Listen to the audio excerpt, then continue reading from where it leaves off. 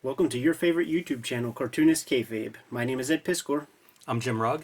and we recently were at Baltimore Comic Con, got an embarrassment of riches to bring back to the studio, and we have a very, very exciting video for today.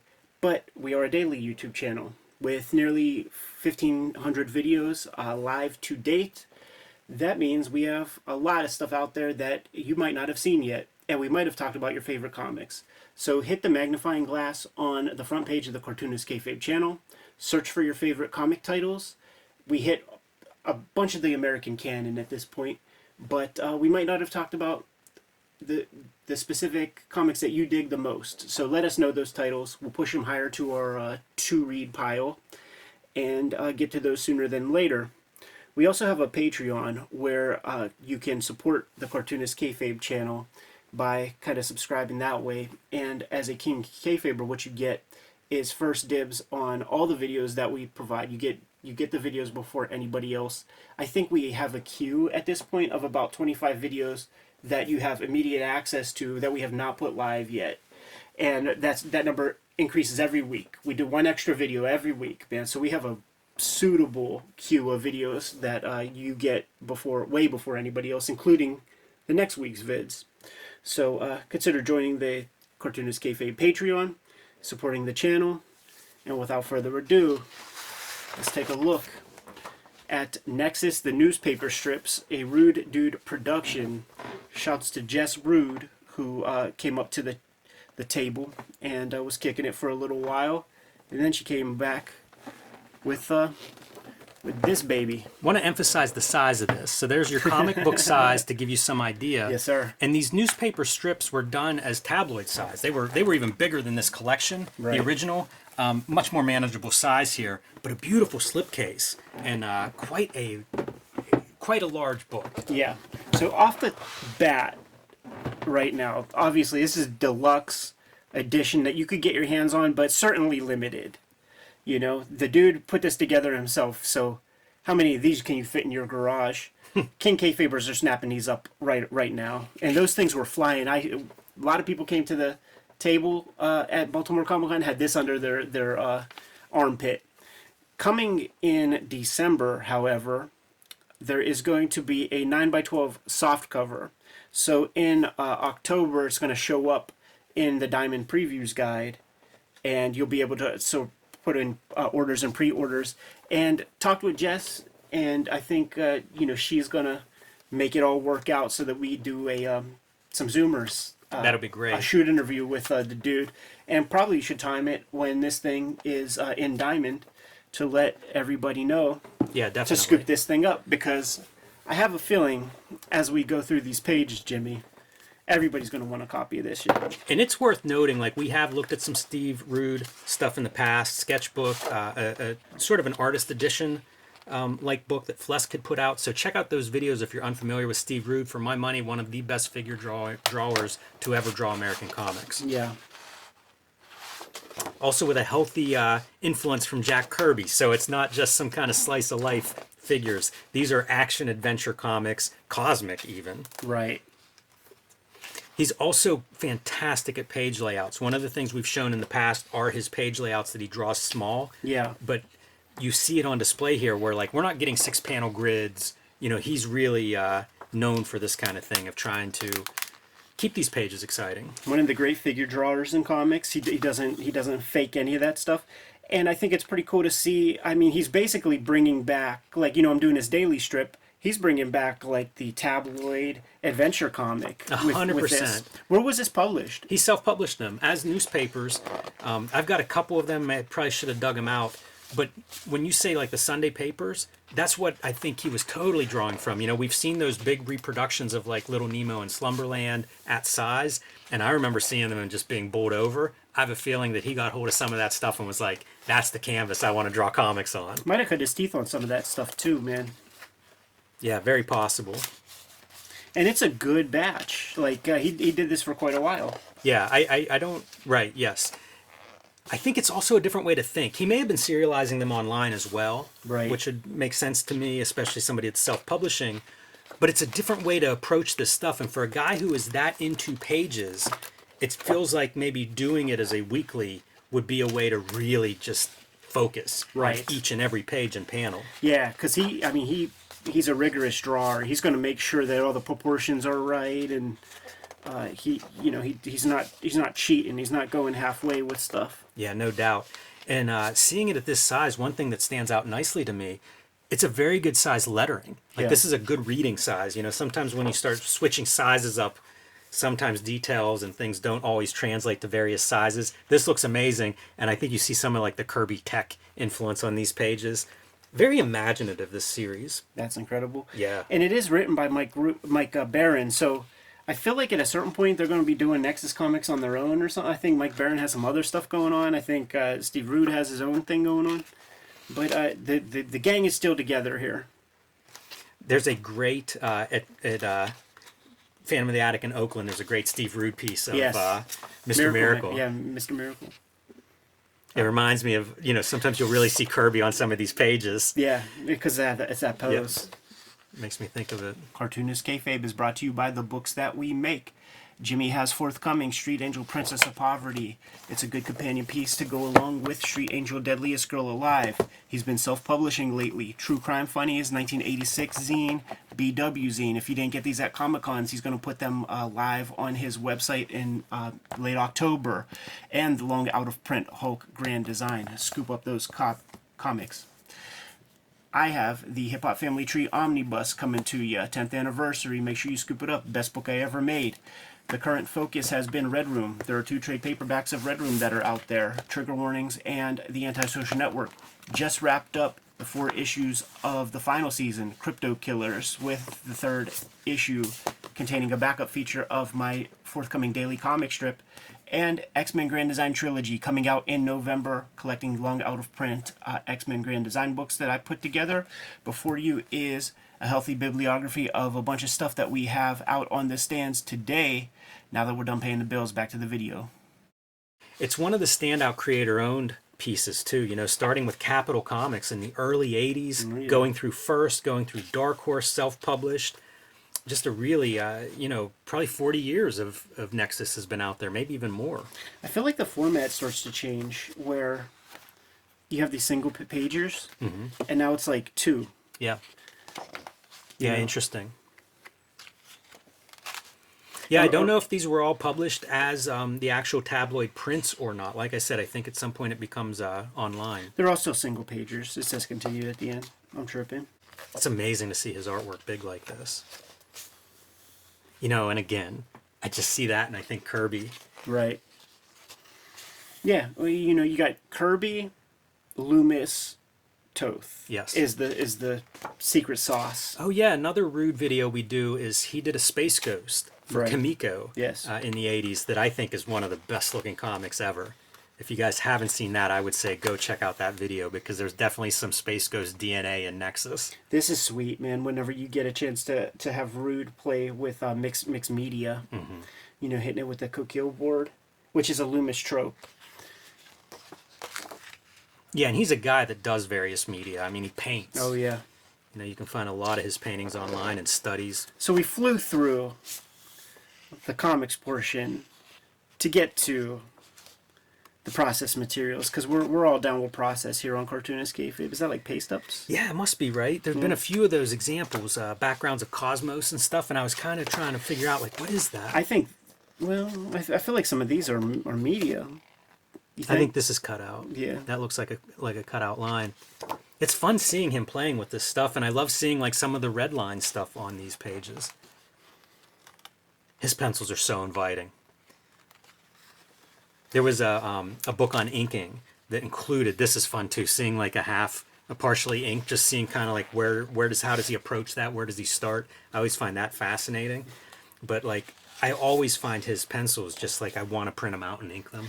Because it's solid, it makes sense. I feel like he thinks that way, and he started inking, and he's Maybe. like, "Oh, I forgot to scan it for the book." Could be. But my favorite stuff whenever, like from an inking standpoint, is I look at it and I just think like that's solid. I can picture the form, it's all there. And it's funny because his stuff is pretty tight. That character looks familiar. Yeah, it does. What color are we gonna color him? Gold. But to contrast to someone like John Buscema, who's very loose, but it has that sense of weight and form. Yeah. The weight is what I think really makes you the next level of figure drawing. Sure. It's one thing to kind of be able to trace a figure off some program. It's another thing entirely to have weight on those muscles and on the clothing and the folds and everything. Yeah, and like the striations on a muscle, that means something. That's like, strenuous activity, but like most mainstream cartoonists, they just draw, definition all the time. I also think like the difference between his pencils and inks is pretty dramatic. Ink can flatten things a little bit. You get these flat blacks, whereas like in the pencil form, you really get to feel like it's round. Yeah, These forms are round. It looks like he uses a very toothy paper too. But interesting, like he's doing the inks and he's still setting up all the blacks. Like you have that school of comic making where they need to see the blacks distributed on the page in the pencil stage. Like the X doesn't do it. Right. I like seeing the lettering on these. It reminds me of like the old Kirby collectors where you'd see Kirby putting down his scripts right on the page. Yeah. And it'll be a mixture. There's sound effects, but then there'll be notes for the colorist, I presume, where it just says certain things. There's our guy.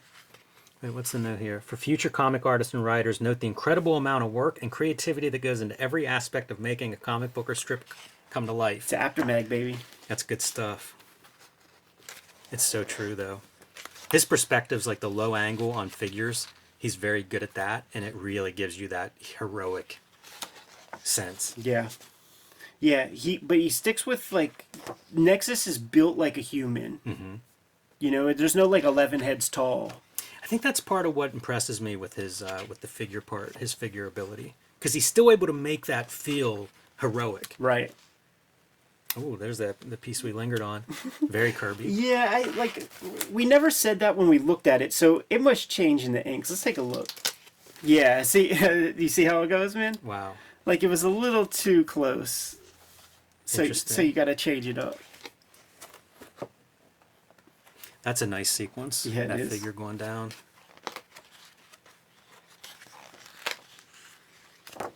Yeah, very nice reproduction of these pencils too. Absolutely. That toothy paper that you described, to me, that's indicative of good scanning. Right. You're really getting those details of the paper surface. It's something, we talked to Sean Michael Robinson about it, and it's something I've been trying to do more of whenever I scan, is really make sure your settings are right to get that level of detail from the scanner. Again, I love this. Throw some color on those pencils. You got blue and red and gray. Very awesome. It surprises me whenever there'll be like an ink line, but just like a line. Yeah. I guess that's pencil, but I think there were a couple pages where it'd just be like a little bit of a line starting to go down. Yeah, I feel like he's just in autopilot mode and getting ready, and he's like, oh yeah, I forgot, I gotta scan it. And speaking of artist editions, I wonder how close these are to the actual size. Yeah, that's a good question. This could possibly be the actual size, could be the reason the book is this size, because if you look, these pages are, they're trimmed. Right. So that's often the sign of like 11 by 17, a standard size. That's about what these look like. Wouldn't surprise me if this is the real artist, the real Steve Rude artist edition right here. And if so, good job on the scanning of these, because, man, you're getting all the detail. And so great that we get, like, levels of production. See this. I love this. That's... I don't know if that's inked or if that's a piece of media, man. It's very good circles, but there might be a little cutout. Maybe. There's your mixed media piece you pointed out earlier. Yeah, man. And it's even more mixed media than I realized, because like you could see the Coquille board here and there, but none of this I immediately recognized. And getting that kind of smooth of a gradient on that paper is not as easy as you think. Like it takes a very, very delicate, sensitive hand. You can see why this is an artist who has done Marvel DC work. If you're a Marvel DC editor and you see this stuff, like, yeah, he's born to do those superheroes. More op art. I wonder if Russ Manning is a part of the soup. Like I think so. Like when you see Nexus without the thing, like you can't help but think of Magnus or somebody. Now we got the inks, baby. Let's see how it all coalesces. Boy, it looks good in black and white, doesn't it? Yes, it does. Classic pose, man. I feel like you see, he's not like too skinny. Like you don't get all the definition, but the figure is completely. He could stand behind this. You could get somebody who knows like medical anatomy, put a tracing paper over this and show you where everything goes. And what you get is he's like Rambo suiting up. Yeah. You get all those folds and stuff in the material. Like you can see the stress where it's being a boot's being pulled on or a glove's being pulled on. Highly accomplished pages here. Glad to see him still doing this 40 years in too. Absolutely. I say it again and again when we look at these guys that have long careers. It's so exciting to think like this isn't the NFL. Like we're not falling off. Like people do this work for decades where they get better and better if they're committed. Inventive layouts, you know, those super close-ups with the hands over the eyes. That's a pretty good close-up, and both close-up on Nexus and then his point of view. Yeah. And you could probably find examples of that on damn near every one of these pages. Oh, dude, we got a little cameo. Another Mike Barron creation there. Somebody commissioned a really great piece at Baltimore Comic-Con because a lot of the first comics dudes were there. So there was like a Mike Grell Sable drawing, and then right next to it was like a Chaikin American flag. And the reason I know about it is watching Steve Rude's Instagram and Facebook because he was inking in a Nexus piece. It was a great piece. People do those jam pieces with mixed results. You get the original creators doing their creations. That's a great page. Yeah, it's the usual suspects, like lineup type joint. So like that's the move, you know, get the full figure, not some kind of like dashed out or like remark. 100%. And once you get the first guy to do that, then the pressure's on. Like you don't want to be the weak link on that page. That's for sure. This is really nice seeing some of the ink marks. You know, it's a little bit raw, but it's a guy like if you have the foundation right, you can go in there and just kind of dash those lines out and not worry too much. But you feel the planes. Oh, you know? totally. He totally understands the volume. That's an extraordinary book.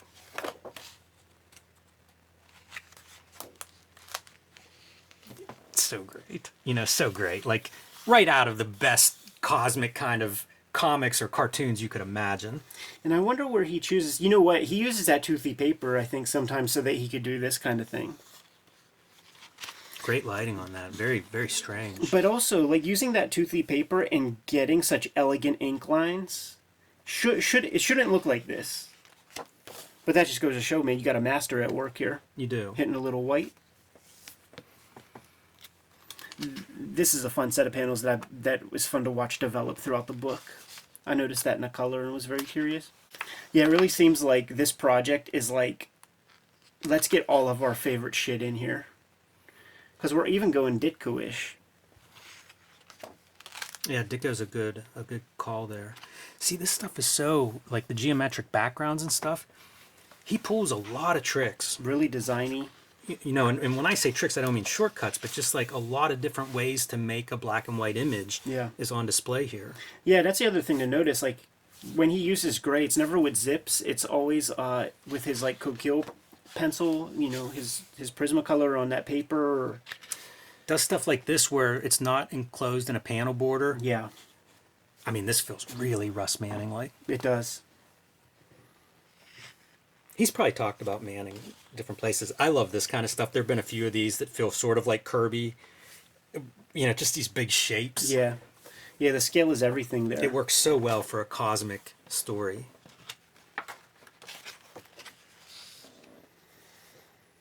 Yeah, I'm stoked to give this a read. You know, working on like a daily strip. Like, let's see how, you know, presumably kind of a weekly adventure strip. How does that work? Yeah, this should be fun to talk to when we finally get him on the Zoom. It should be fun to get into some of these details because he's worked in so many ways. You know, a monthly book for I think 90 issues, series of mini-series. You know, trying to get new readers. There was a little bit of screen time. Don't see very much of that, but a little bit. Yeah, it's a paste-up head that shows up on the front page of a lot of these strips, and it's also like you get to see it in all its glory right there. Oh yeah. Makes you wonder who's designing these books too, because I feel like this is a pretty nice design overall. Yeah, not bad. And I remember he had a call out for a designer maybe a decade ago. So I assume that he found somebody he likes and he's working with them. See, again, I just think Kirby and what an amazing body of work here alone on this one project. Imagine if you are new to Steve Rude and Nexus, which I think a lot of people are. It's an indie book. You know, it hasn't been regularly published by a big publisher in 15 or 20 years. If this is what you pick up, Right. like, what a page. Wow. Man, and what a spread those two. Oh, yeah. Look at that. Very few artists work this well in black and white. Yeah. It's one of those things that's almost lost in American comics.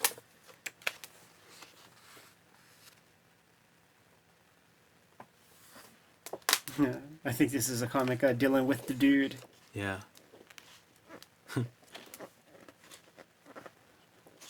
Yeah, the Moth. That's one of those Dark Horse joints, I believe. Mm-hmm. I think he wrote and drew that, maybe. Or maybe he co-wrote it with Gary Martin, his longtime inker. Always fun seeing the back matter. Some of the Baron scripts.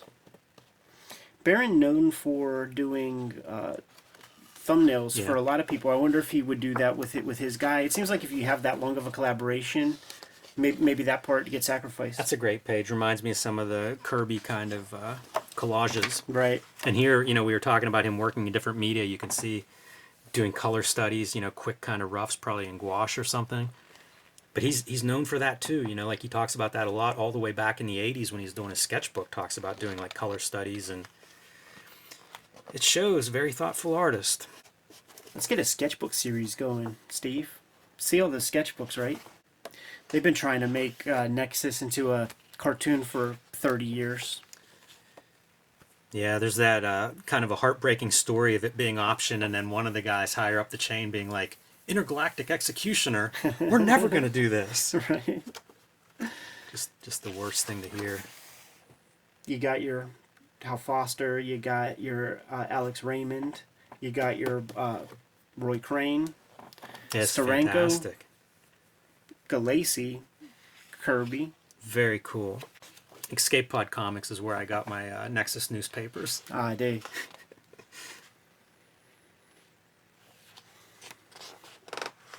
Imagine that this is some of the support that helped generate this book and get it to be possible. Sounds right.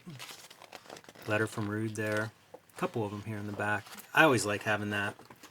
If I were going to do a big art book like this, I feel like you want to put some of your voice in there. Totally. Some direct communication. Amazing. Incredible. That page you called out, you know, like good enough to make back cover. There it is, man. One of Steve Rude's favorites, presumably. And you see how the computer color meshes with that Coquille board that you actually don't see it. So it's so great to be able to see the actual inked page, to see really where his whole hand is, you know, like apart from the computer color here. So what we're looking at is The Coming of Gormando, Nexus, the newspaper strips, Volume 1, Deluxe Edition. These are going quick. Scoop it up sooner than later. And if you are going to be a little more frugal, coming in December, there will be a 9x12 softcover of this, which means that your comic shop will be able to start ordering it in October. We'll try to coordinate a shoot interview within the next bunch of weeks, man, because actually October is sooner than later. It's almost here. So we'll try to get that to happen. Thanks, Jess Rude, for sending this big book my way. And if you're good to go, I'm good to go, Jimmy. Yeah, man, let's wrap it. Kayfabers, right before you see a healthy bibliography of what we have going on. We are a daily YouTube channel. We've talked about Steve Rude's work quite a bit, and there are about 1,500 videos up there as we speak. Give the channel a search. Hit the magnifying glass on the front page. Search for your favorite comics. We might have talked about them. Check out those episodes. If we did not, you must put something in the comments to let us know what we need to cover in the future, so that we can bump those books higher on our reading list. It's a daily channel, so we'll get to those comics sooner than later. Hit the Patreon, support us at the highest level, get all the videos before anybody else. I believe that these deluxe editions are being snapped up by the King Kayfabers as we speak. By the time this video goes live, maybe there's none left for you to get your hands on. Ultimately, the vids are brought to you by the books that we make. And like I said, before you is a good section of our bibliography, but we make comics all the time. So Jimmy, you got to let the people know what's coming out soon. Street Angel Princess of Poverty will be out in November from Image Comics. You can pre-order that one now, and you should pre-order that one now if you want a copy from your local comic shop. It is a companion volume to Deadliest Girl Alive, and between these two books you will have all of the Street Angel comics that I have made so far. Hulk Grand Design sold out at the distribution level. What that means is if your comic shop still has a copy sitting on the shelf, scoop it up, because once these are out of print, I don't know what Marvel's reprint schedule is, but I know a lot of their stuff goes out of print and stays out, so pick that one up soon if you want it. I've also been self-publishing. These are two of my latest zines, BW, celebrating the black and white explosion of the 80s, and 1986, celebrating the most magical year in comics history, and True Crime Funnies, my anthology of nonfiction comics. These are getting, I'm basically putting together some. We sold very well at Baltimore, so I'm putting together stock of these. I will be offering them online October 26th. They will go on sale for a fall holiday sale on my website, jimrugg.com. Circle that on your calendar because there'll still be a finite number of them, and last time they did sell out. You can also, if you can't wait until October 26th, you can join patreon.com/jimrugg, where you can download and read my latest comics and out-of-print zines and mini comics there. The time is now, everybody. The Hip Hop Family Tree Omnibus is orderable from your comic shop, so make sure you get on that right away. There are a finite amount of copies of this baby out there, and so many people have claimed them already through pre-orders from Amazon and other online channels. So get your name put on one of these things, because we have no idea when a reprint will be available when the time comes. That is not the only holiday book that I have coming out. It is one of the best books I've ever made, and I really hope you add it to your library. But the X-Men Grand Design Trilogy trade paperback is coming to you in November. I'm going to collect all of my X-Men Grand Design work. I believe a volume or two of that are out of print right now, so snap that up and you'll get all of my X-Men Grand Design comics in one fell swoop. Red Room is the latest focus. I have two trade paperbacks of that out in the wild right now, The Antisocial Network and Trigger Warnings. But as of last week, we just wrapped up the 4-issue season of Red Room Crypto Killers. So you see an issue, scoop it up. They're all self-contained, and if you liked it, then grab another. This third issue, I linger on it because of the backup feature called Latchkey Kids, which is, I'm changing the title to Switchblade Shorties, and these characters are the focus of my daily strip that I'm going to be putting out starting January 1st, 2024.